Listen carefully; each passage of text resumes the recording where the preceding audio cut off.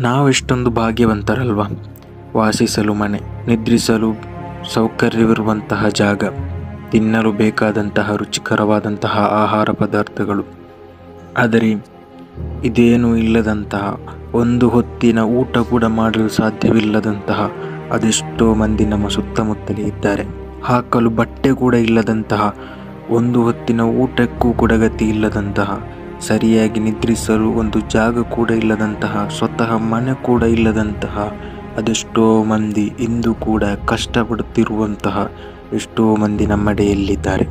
ಯಾರನ್ನು ಕೂಡ ಕೀಳಾಗಿ ನೋಡಬಾರದು. ಯಾರಾದರೂ ಯಾಚನೆ ಮಾಡಿಕೊಂಡು ಬಂದರೆ ಇರುವಂತಹ ಏನಾದರೂ ಸಹಾಯವನ್ನು ಮಾಡಿಬಿಡಿ. ಇಲ್ಲಾದರೆ ಸಹಾಯ ಮಾಡಲು ಸಾಧ್ಯವಿಲ್ಲ ಅಂತಂದರೆ ಎಲ್ಲರಿಗೂ ಸಾಧ್ಯವಿರುವಂತಹ ಒಂದು ವಿಷಯವಿದೆ. ಅವರಿಗೆ ಸಂತೋಷ ನೀಡುವಂತಹ ಮಾತುಗಳನ್ನಾಡಿ ಅವರನ್ನು ಸಂತೋಷಪಡಿಸಿರಿ ಹೊರತು ಯಾರನ್ನು ನೋಯಿಸದಿರಿ.